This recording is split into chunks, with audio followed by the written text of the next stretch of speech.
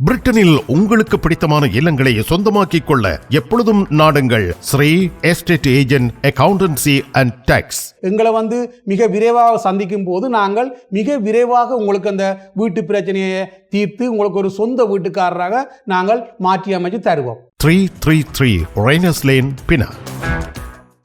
தமிழ் உறவுகளே வணக்கம். இப்பொழுது London Rayners lane Sri estate agent நிறுவனத்தில் இருந்து உங்களோடு நாங்கள் பேசுகின்றோம். வணக்கம் ராஜன் அவர்கள். வணக்கம். வணக்கம். இப்பொழுது உலக நிலவரம் பற்றி பேசாமல் வேறு எந்த விடயத்திற்கும் செல்ல முடியாது இருக்கின்றது. ஏனென்றால் எங்கள் கண்கள் பார்க்கின்ற விடயங்களும் காதுகள் கேட்கின்ற விடயங்களும் போர் சம்பந்தமாகவே இருக்கின்றன. போர் அந்த அளவுக்கு உலகத்தை வியாபித்திருக்கின்றது. இந்த நேரத்தில் அமெரிக்கா இஸ்ரேல் இணைந்து ஈரான் மீது மேற்கொள்கின்ற இந்த தாக்குதல் என்பது ஓய்வு நிலைக்கு வருமா அல்லது இது இன்னும் விஸ்தரிக்கப்படுமா என்ற ஒரு கேள்வியை உங்களிடம் கேட்டால், நீங்கள் வர்த்தகராக இருந்தாலும் கூட உலக விவகாரங்களிலும் நீங்கள் கவனம் செலுத்தி வருகிறீர்கள். அவ்வப்பொழுது உலக விவகாரங்களை நீங்கள் மிக ஆழமாக பேசுவது உண்டு. நிச்சயமாக இந்த நேரத்தில் ஒரு விடயத்தை நினைவுபடுத்திக் கொள்கின்றேன். என்னுடைய கேள்வியை நீங்கள் நினைவில் வைத்திருங்கள். நிச்சயமாக ஐபிசி தமிழ் வானொலியிலே பணியாற்றுகின்ற காலத்தில் எங்களுடைய மாமனிதர் டாக்டர் NS மூர்த்தி அவர்கள் நாமும் நலவாழ்வும் என்கின்ற ஒரு நிகழ்ச்சியை நடத்துவார்.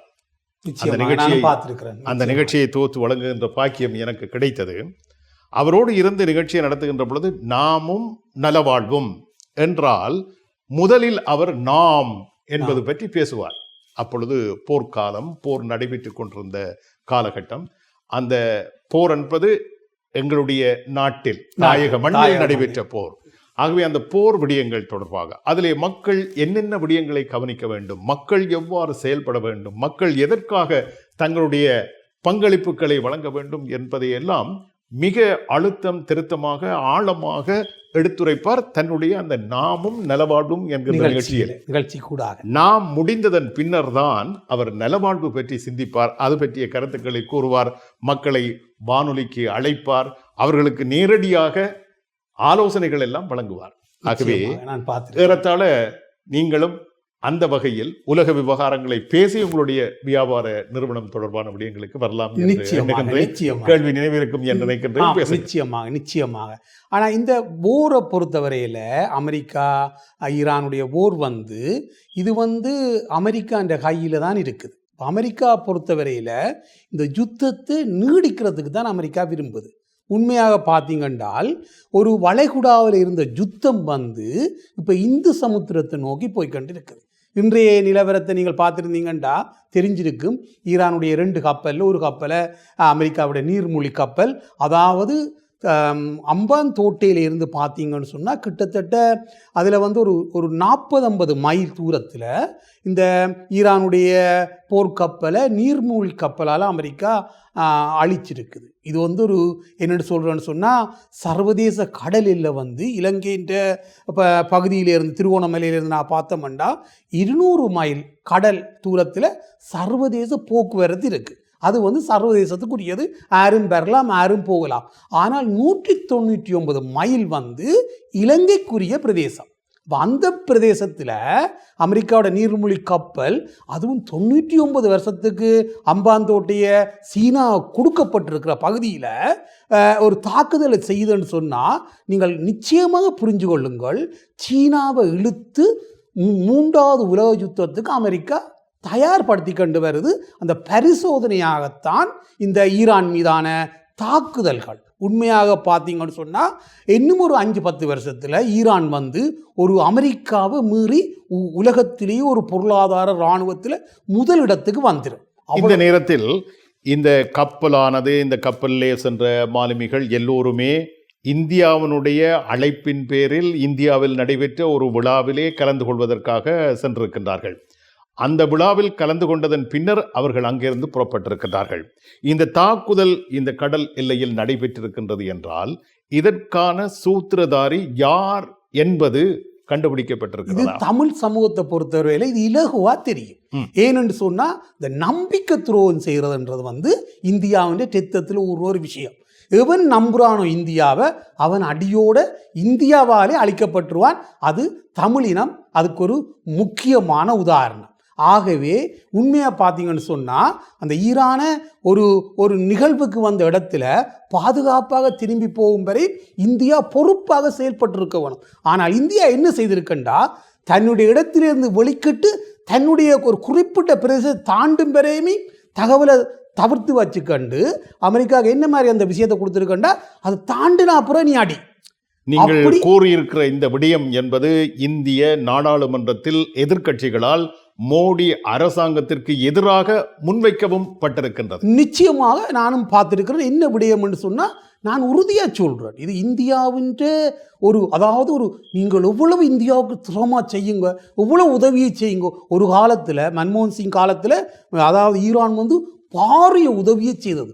அந்த நன்றி கடன் தமிழர்கள்டா நாங்கள் ஒரு நன்றி விசுவாசமாக இருப்போம். ஆனால் இந்தியாண்டா அப்படி இல்லை. நீங்கள் எவ்வளவு நன்றி அதாவது எவ்வளவு உதவியை செய்கிறீங்களோ அதெல்லாம் மறந்து அந்த வேளையில் இந்தியா காலவாரிடும். இதை நாங்கள் புரிஞ்சு கொள்ள வேணும். ஒவ்வொரு தமிழ் மக்களும் இந்தியாவை நம்புறதுன்றதுல இது எங்களுக்கு ஒரு அடுத்த பாடம். ஆகவே தமிழ் மக்கள் எங்களுடைய நகர்வுகளை நாங்கள் வேறு ஒரு வல்லரசோடு எங்களுடைய நகர்வுகளை மாற்றி அமைக்க வேண்டும். ஏன்னு சொன்னால் அவர்கள் நேர சொல்லி போட்டு தான் எங்களுக்கு வந்தார்கள், பேச்சுவார்த்தையில் சொன்னார்கள். அதாவது நீங்கள் ஒத்து வர்றீங்கள் இல்லை, உங்களை அழிக்க போகிறோம். நோர்வேயில் நடந்த பேச்சுவார்த்தையில் ஆமிட்டேச்சு என்ன சொன்னவர், நீங்கள் பேச்சுவார்த்தைக்கு ஒத்து வர இல்லை, அதன் முடிவு என்ன, நாங்கள் அழிக்கப்பட்டோம். அவர் தெளிவாகவே சொன்னவர். இந்தியா மாதிரி எங்களுக்கு அதாவது கூட இருந்து குழி பறிக்க இல்லை. ஆகவே இந்தியாவை பொறுத்தவரையை நான் வன்மையாக கண்டிக்கிறேன். எங்கட இனம் அழிஞ்சதில் இருந்து ஒரு 18 மைல் அதாவது இலங்கை என்றது ஒரு தலையை எடுத்துக்கொண்டோம்னா இவ்வளவு முடி இருக்குன்னா அதில் ஒற்று முடி மாதிரி தான் இலங்கை. ஒரு பொருளாதாரத்தில் வல்லரசு இல்லை, இராணுவத்தில் ஒரு வல்லரசு இல்லை, ஒரு டீஃபால்ட் நாடு இலங்கை. ஒரு டீஃபால்ட் நாடு, கடன் தொல்லையில் இருக்கிற ஒரு நாடு, ஒரு வளர்ச்சியற்ற நாடு. 1,60,000 பேர் அழிக்கும் போது இந்தியா 19 மைல். அமெரிக்கா எங்களை அழிச்சிருந்தா கூட இந்தியா மௌனமாக இருக்கலாம். ஏன்னு சொன்னால் அதில் பல பின்விளைவுகளை இந்தியா சந்திக்கணும். ஆனால் இலங்கை எங்களை அழிக்கும் போது, சிங்கள அரசு எங்களை அழிக்கும் போது பார்த்து கொண்டிருந்த இந்தியா அதாவது முழு உதவியையும் செய்து எங்களை அழிக்கிறதுக்கு இந்த நன்றி கடன் கூட இல்லாமல் எங்களை அழித்தது. ஆகவே நாங்கள் புரிஞ்சு கொள்ள வேணும், ஆறு இந்தியாவை நம்புறீங்களோ அவன் கால வாரியிலும் இந்தியா. பாருங்க, பாகிஸ்தான் இந்தியாவுக்கு எதிரி. அங்கால பக்கத்தில் எல்லா நாடுகளையும் சுற்றி பார்த்தீங்கன்னு சொன்னால் இந்தியாவின் எதிரி. இலங்கை கூட உண்மையாகவே விசுவாசம் இல்லை இந்தியாவுக்கு தவிர்க்க முடியாத இலங்கை இந்தியா விடயங்கள்ல எல்லாம் செயல்படுவதை ஒழிய உண்மையான நண்பன் இலங்கைக்கு சீனா. 100% சீனா தான் உண்மையான நண்பன். இந்தியா இலங்கையின் எதிரி. பௌத்த பிக்குகள்கிட்ட நீங்கள் போய் இதை கேட்டீங்கன்னா அவைகள் தெளிவாக சொல்லுவேணும் இந்தியா எங்களுடைய எதிரி என்று சொல்லி. ஆகவே இந்தியா இலங்கைக்கும் எதிரி, உண்மையில் பார்த்தீங்கன்னா பாகிஸ்தானுக்கு எதிரி, பங்களாதேஷுக்கு எதிரி, இப்படி எல்லா நாடுகளும் சுற்றி இருக்கிற நாடுகள் முழுக்க எதிரி தான் இந்தியாவுக்கு. இந்தியா ஆரோடையும் விசுவாசமாக இருக்காது. தமிழர்கள் அழிச்சதிலிருந்து உலகம் புரிஞ்சு கொண்டுட்டு. ஆகவே நாங்கள் உண்மையாகவே இந்த யுத்தம், அதாவது ஈராக் யுத்தத்தில் தமிழ் மக்கள் நாங்கள் யார் பக்கம் நிற்க வேணுமென்றதில் கவனமாக இருக்கணும். ஏனென்றால் அமெரிக்கா திருவோணமலையில் இறங்குறதுக்கான முழு விடயத்திலையும் இறங்கிட்டு. ஆகவே அடுத்த டார்கெட் அமெரிக்கா திருவோணமலையில் தன்னுடைய காலை ஊன்றதுக்கான நிறைய வாய்ப்புகளை அதை ஏற்படுத்திட்டுது. நாங்கள் கண்ணால் பார்க்கக்கூடிய மாதிரியான ஒரு வீடியோவையும் காண்பிச்சிருக்குது. இலங்கைக்குரிய கடல் தளத்தில், அதாவது கடல் எல்லைக்கு உள்ள. ஆகவே அது முதல் விமானங்களை கொண்டு பலாலியில் மற்ற இடங்களில் காண்பிச்சது. அப்போ யோசிச்சு பாருங்கள், இன்றைக்கு எங்களோட பகுதியில் எங்களோட போராளிகள் இருந்திருந்தால் இப்படி ஒரு சம்பவம் நடந்திருக்காது. இன்றைக்கு பார்த்தீங்கன்னா சீனா வடகொரியாவை வளர்த்து வச்சிருக்கு. ஏன்னு சொன்னால் தன்னுடைய ஒரு பகுதி, ஒரு இராணுவ அதுக்குள்ளால் யாரும் வரக்கூடாதுன்றதுக்காக வேண்டி மிக சிறப்பாக வடகொரியா வளர்த்து வச்சிருக்கு. அதே மாதிரி இந்தியா வடக்கு கிழக்க வளர்த்து வச்சிருந்தா இப்படி ஒரு சம்பவம் வந்திருக்கா. இந்தியா எங்களுக்கு பயிற்சியும் தந்து, எங்களுக்கு சாப்பாடையும் தந்து, மாலதீவை போய் அடியன்னு சொல்லி போட்டு, பின்னால் மாலதீவுக்கு போகிறாங்கள 150 பேரை இந்தியன் இராணுவமே சுட்டு. ஐயா, எங்களுடைய அதாவது தமிழர்களுடைய போராட்டத்தில் ஒடுக்குமுறைக்கு எதிரான ஒரு போராட்டம். உலக நாட்டில் எங்கே ஒடுக்குமுறை நடக்குதோ அங்கேயெல்லாம் நாங்கள் ஆதரவு அளிப்போம். அப்படிப்பட்ட நாங்கள் இன்னொரு நாட்டை போய் பிடிப்போமா? அப்போ இந்தியா ரோ வந்து எங்களுக்கு பயிற்சியை கொடுத்து மாலதியை போய் அடியன்னு சொல்லி போட்டு போன பின்னாலேயே வந்து 150 பேரை சுட்டு விட்டது. அப்போ அந்த துரோகம் எங்களுக்கு தெரியும். இப்போ டக்குன்னு நாங்கள் ஏன் கண்டுபிடிச்சினாங்க, இந்தியா எங்களுக்கு செய்ய துரோகம் அப்படியே இங்கே பதியப்பட்டிருக்கு. அப்போ அந்த துரோகம் தான் எங்களுக்கு ஈரானுக்கு இந்தியா 100% இப்படி துரோகத்தை செய்திருக்குமென்றது எங்களுக்கு நிச்சயமாக தெரியும் ஆதாரத்தோட. ஈரான் கப்பலை அமெரிக்கா தாக்கி அழித்திருக்கின்றது என்ற விடயத்தை பேசுகின்ற பொழுது ஈழத் தமிழனின் வலிகளும் இங்கே பேசப்படுகின்றன, தவிர்க்க முடியாது என்பதை அவர் இங்கே புலப்படுத்தி நிற்கின்றார். சரி, இப்பொழுது நாங்கள் உங்களுடைய விடயத்துக்கு வருவோம். நிச்சயமாக இந்த போர் சூழல் இவ்வாறு இருக்கின்ற பொழுது பிரிட்டன் நாட்டிலே வீட்டு விலைகள் எப்படி இருக்கின்றன? மக்கள் வீடுகள் வாங்குவதில் ஆர்வமாக இருக்கின்றார்களா? மக்கள் வருகின்றார்களா? எப்படி? அது பற்றியும் இப்பொழுது நீங்கள் நிச்சயமாக பிரித்தானியா பொருளாதாரத்தை பொறுத்தவரையில் தற்போது வரையும் பெரிய அளவில் ஒரு மாற்றம் இல்லை.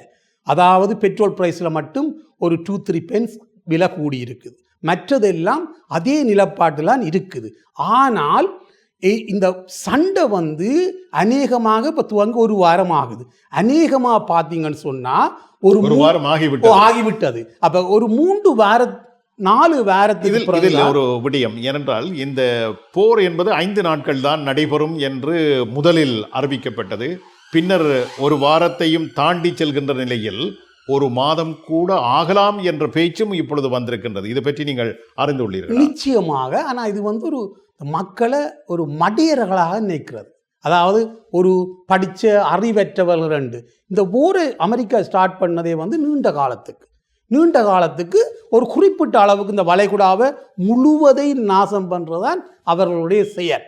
இப்போ எனக்கு எங்களோட மக்களுக்கு வந்து ஈரான் நல்லதை செய்தது கிடையாது. எங்களோட தமிழ் மக்களை அழித்ததில் ஈரான் அரசு முக்கிய பங்கு வகித்தது. அப்போ ஈரானுக்காக நான் கதைக்க போகிறதில்லை. ஆனால் அமெரிக்காவுக்கு எதிராக நாங்கள் தமிழர்கள் ஒன்றும் செய்ய முடியாத காரணம் உங்களுக்கு தெரியுமோ தெரியாது, நாங்கள் படித்த காலத்தில் எங்களோட ஊரில் ஒரு வர்ம கோட்டு, அதாவது என்னென்னு சொல்ல வடகிழக்கில் ஒரு பொருளாதாரங்கள் வர்ம கோட்டில் இந்த பாடசாலைகளில் நாங்கள் படித்த காலத்தில் அந்த மதிய உணவுன்னு சொல்லி ஒரு 5 பிஸ்கெட் 6 பிஸ்கெட் தருவார்கள். அந்த பிஸ்கெட்டை வந்து அமெரிக்காவின் ஒரு உதவி நிறுவனம் தான், அமெரிக்காவின் காசு, அமெரிக்கான்ற உதவி நிறுவனம் தான் எங்களுக்கெல்லாம் அந்த மத்தியானத்தில் அந்த உணவை தந்திருக்கு. இன்றைக்கு நாங்கள் அமெரிக்காவை கடுமையாக தாக்காம கடுமையாக சில விடயங்களை செய்யாமல் இருக்கிறது காரணம் செஞ்சோற்று கடன். நீங்கள் சொன்னால் நம்ப மாட்டீங்க. உண்மையிலேயே தமிழர்களுக்கு வடகிழக்கில் நாங்கள் அந்த காலத்தில் நீங்கள் சொன்னால் நம்ப மாட்டீங்கள் 6ஆம் வகுப்பு வரையும் அந்த மத்தியத்தில் அவர்கள் பல பிள்ளைகள் உணவில்லாமல் இருந்த காலத்தில் அது பெரிய உதவியாக அந்த காலத்தில் இருந்தது. அந்த நன்றி கடன், அதாவது மகாபாரதத்தில் கர்ணன் துரியோதனன் கெட்டவனாக இருந்தாலும் நன்றி கடனுக்காக சேரா இடம் போய் சேர்ந்த மாதிரி அமெரிக்கா நல்லதை செய்தவங்களுக்கு கெட்டதை செய்தோ தெரியாது. ஆனால் அமெரிக்காவுக்கு எதிராக நாங்கள் ஒரு விடயங்களை செய்ய முடியாமல் இருக்கு. அந்த உணவு தடுக்குது.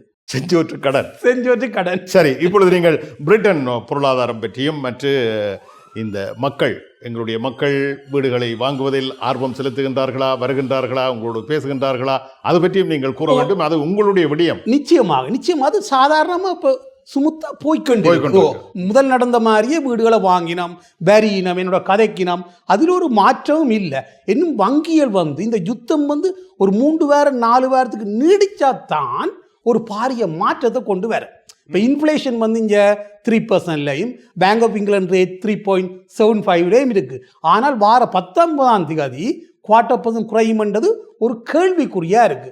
போன வாரத்துக்கு முதல் நான் உங்களுக்கு சொன்னேன் கட்டாயம் குறைப்பினம்னு சொல்லி. அப்ப திடீரென இந்த போர் வந்ததால இன்ஃப்ளேஷன் அதிகரித்து கொண்டு இருக்குது, கொஞ்சம் கொஞ்சமாக அதிகரிச்சு இருக்குது. ஆனா 1 வாரம் 2 வாரத்தில் இந்த யுத்தம் நிற்குமா இருந்தா எங்களுக்கு எந்த விதமான மாற்றம் பாரிய தாக்கம் வராது. ஆனா 4 வாரத்துக்கு மேலே இந்த யுத்தம் தொடருமாக இருந்தா இது வந்து பிரித்தானியாண்ட பொருளாதாரத்தை மிக கடுமையாக பாதிக்கும். பெட்ரோலிருந்து, உணவிலிருந்து, போக்குவரத்திலிருந்து பல விடயங்களை அது பாதிக்கக்கூடிய மாதிரி இருக்கும். ஆகவே நாங்கள் பொறுத்திருந்து தான் பார்க்கணும். பிரித்தானியாவோட எக்கனாமிக், அதாவது பொருளாதாரம் வந்து இந்த யுத்தம் எவ்வளோ நாளைக்கு நீடிக்குதுன்றதை பொறுத்து தான் பிரித்தானியாவோட யுத்தம், அதாவது பொருளாதாரம் அமையும்.